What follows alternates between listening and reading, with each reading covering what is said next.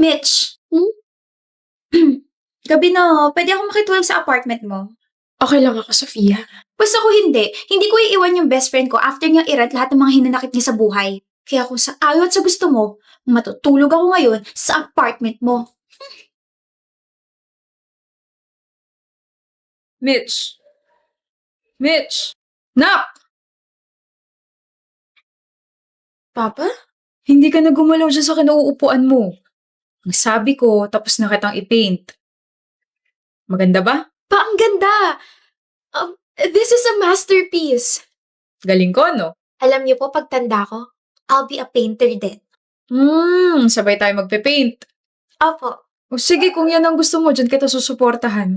Mama, bumili po ako ng materials. Sabi ni Papa, magpe-paint daw po kami pag uwi niya eh. Ma?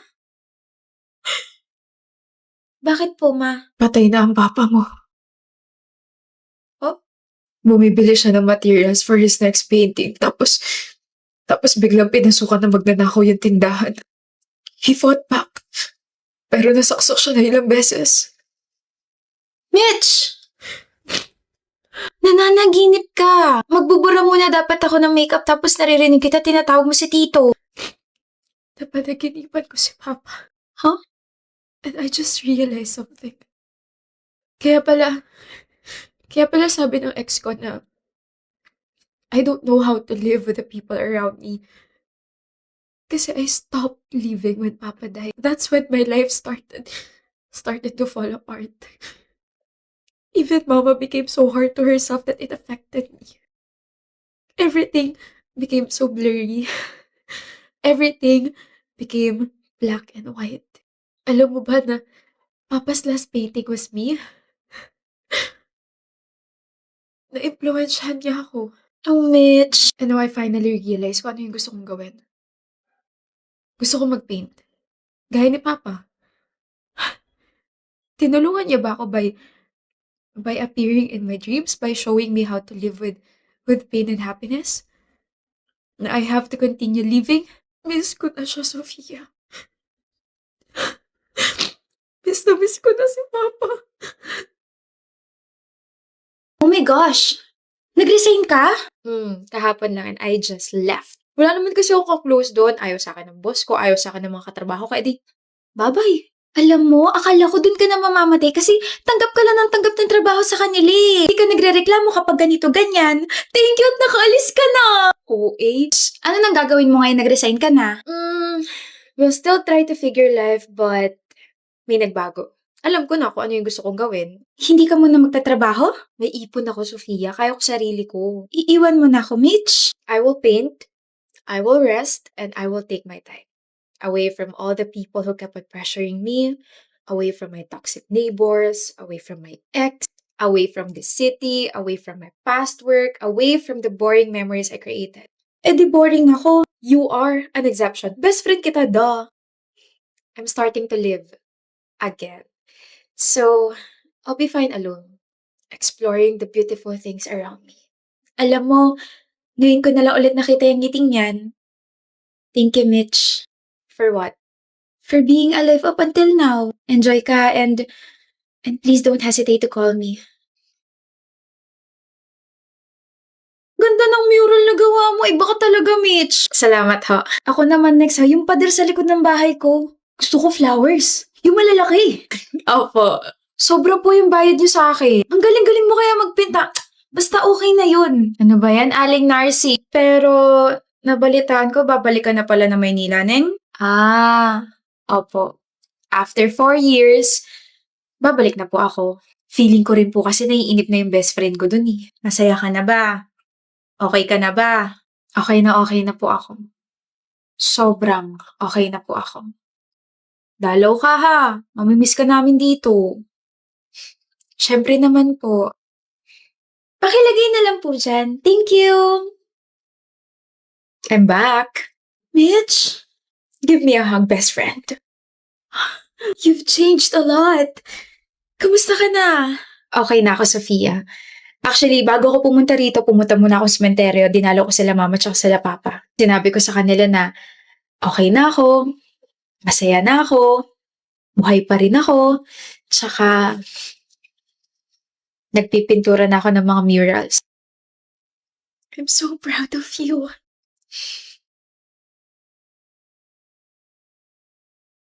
Nagsisinungaling ka. Sinasabi mo yung mga words na yan habang nakatingin sa gilid ko. Para ka talagang tanga. Ano ba yan? Nahalata mo agad. Wala na siya.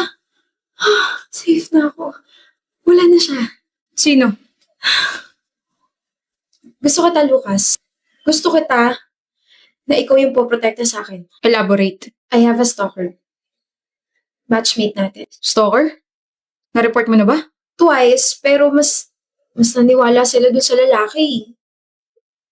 Kailan pa to? Last week, I tried different methods. Nireport ko siya, nag-iiba ko ng way, pero nandun pa rin siya. Then last night, he tried to open the door. Ano? Saan ka pupunta? Bubugbugin niyo si Raulong yun. May right timing naman siguro.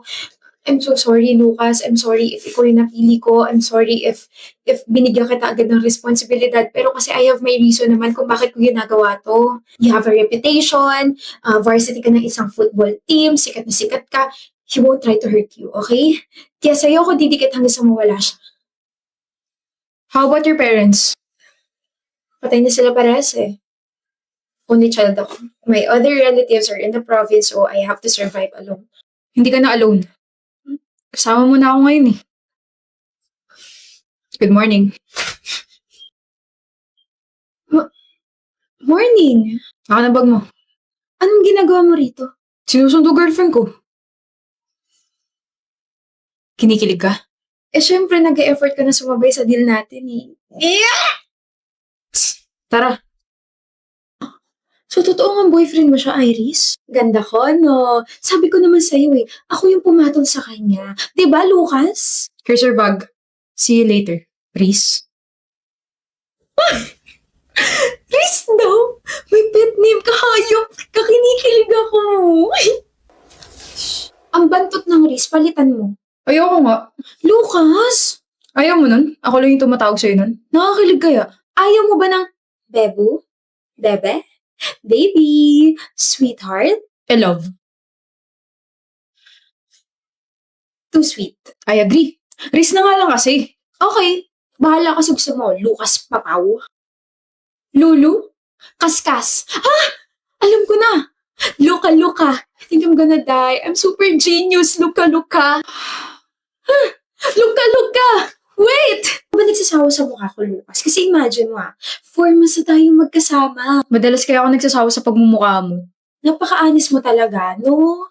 Hindi ka ba aware? Na ano? Ikaw to nag-declare na boyfriend mo ako tapos hindi mo alam kung anong araw bukas? Friday bukas. Mansa rin natin bukas.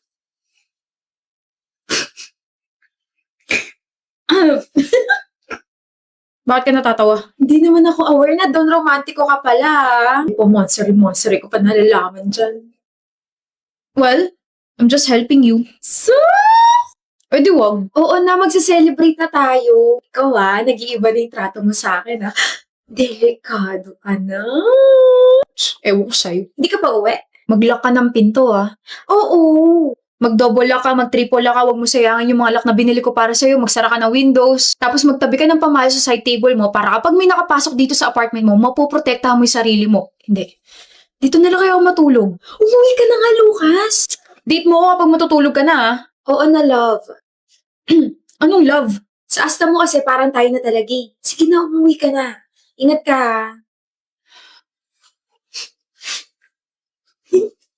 OMG, galing ba yan kay Lucas?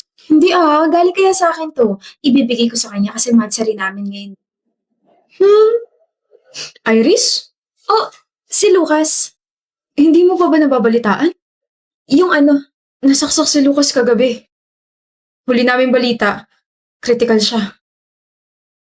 Si Jade Uy, sumabit yung buhok. Maganda pa rin. Hi Jade! Hi, papasok na kayo? Matagal na. Matagal ka na nakapasok sa puso ko. Tabag lang yan, Samuel. Di gugustuhin ko ng kabagin araw-araw. Nako!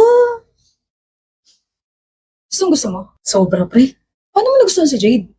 Paano kayo nagkakalala? Sa classroom ba? Love at first sight ba? Hindi Bad trip! Shh, mumukha mo. Nasa library tayo. Shh. Sorry. Bakit ka bad trip? Meron kang, wala kasi akong, Issue? Oh. Tinatawag ka ng kalikasan? oo. Here's my pouch. May wipes and alcohol din dyan. May bidet din naman sa CR. Salamat ah. Oh, nandito ka pa pala. I was waiting for you. Talaga? Bakit mo naman ako hinihintay? Gwapo ko pala. Yung pouch ko. Oo nga pala. Here. Thank you. Nagugas ka? Joke lang. Of course you did. Paano kung hindi? Joke lang. Of course I did. Samuel nga pala. Jade, Second year fine art student, major in visual communication. same. Oh, pero ngayon ako ito nakita. Ibang section? No, I just transferred here. Bakit ka lumipat? Ano nakain mo? Bakit ka tinawag? Hindi nga maganda maging chismoso. Sige, see you sa class, Jade. And that's how I met my future wife. Charot, hindi. Nalaman ko na lumipat siya kasi lumipat daw sila ng bahay. Tapos ayun, naging chismoso na ako sa life niya. Tapos nagustuhan ko na siya kasi nakilala ko na siya na sobra. Liligawan mo? Hindi pa napapanahon. Ayoko rin naman siya mabigla eh. Jade! Grabe, hindi ko alam na sobrang sikat mo na pala. Pinagsasabi mo dyan, Samuel. Ang dami nagkakagusto sa'yo. We, Pati yun, may gusto sa'yo. wala naman na. Ako? What? Good morning, Jade. Mas maganda ka pa sa panaginip ng nanay ko. Nanalo raw siya sa pasugalan eh, kaso biglang nanako yung premyo niya, kaya mas maganda ka pa rin. See you later.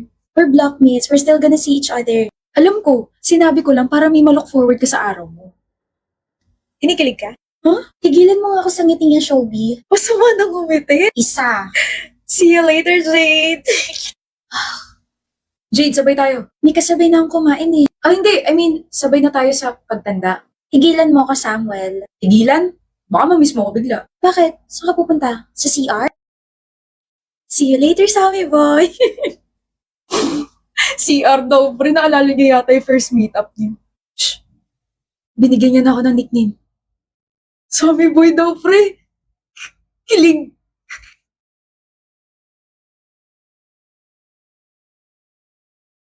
Hoy, road trip tayo bukas. Sino G? Paalam lang ako. Kanino, Jack? Sa parents mo? Palagi ka naman pinapayagan ng mga yun ah. Sa girlfriend ko si Leah. Kasi yung papaalam mo na kay Ash. Anak ng mga under! Ang corny nyo ba? Ang cringe pati. Bakit nyo kailangan magpaalam sa mga girlfriend nyo? Ano yan? Kasi girlfriend namin sila, Adli. Ayaw namin sila mag-overthink. And wala namang masama kung magpapaalam kami. Hindi eh. Ibig sabihin, hawak nila yung mga desisyon nyo sa buhay? Kadiri, mga babae moments nga naman. Uy, Adli, ito yung isa sa mga rason kung bakit ayaw ko mag-girlfriend. Bakit kahihingi ng permiso sa babae mo, magro-road trip lang naman tayo? Hadlang sila sa kasiyahan nating mga lalaki. Lasing ka ba o hindi ka lang nakapag-toothbrush? Ang dumi kasi ng bunganga mo, Adli. Kaya ka walang girlfriend kasi ganyan ka magsalita. Hindi ko gagawin yung mga pinagagawa ninyo. Tignan nyo, kinikilabutan ako. Kakainin mo rin yung mga pinagsasabi mo. Gugutumin ko na lang yung sarili ko. Mga under. Hoy, Adli, mag-billiards tayo tapos may inuman. Papaalam lang ako. Sa girlfriend mo? Sige. Sa crush kong si... Crush? Crush pa lang? Ganon? Sige, chat mo na lang ako Sige. Hindi magpapaalam sa girlfriend, Red. Hindi rin sa nililigawan, Jack. Kung hindi sa crush naman pala magpapaalam itong kaibigan natin si Adli. Iba pala magkagusto to eh. Ano nga ulit yung sabi niya 2 years ago, bro? Sabi niya, mga under daw yung mga nagpapaalam. Mga cringe raw. Ano po yung isang sinabi niya? Hadlang daw mga babae sa kasiyahan natin. Tapos ngayon, crush pala nagpapaalam na agad. Grabe ka na, Adli Your heart is so unpredictable. Oo na, ang daming sinasabi. Oo na! I was immature, okay? May character development na ako. Tsaka hindi ko lang siya basta crush. Iligawan ko na siya. Gusto ko siya, tsaka isa siya sa mga dahilan kung bakit masaya ako palagi. Kaya oo na, mali na ako dati. Para akong tatay mo sa sobrang proud sa'yo. Dahil dyan, mag-triple date tayo this weekend. Triple date? So, kasama rin si Jana ko. Hindi pre, triple date. Tayong 3 lang. Tignan mo to si Jack. Tinatanong na maayos tapos parang ewan naman sumagot. Ewan ko sa'yo. Pikon.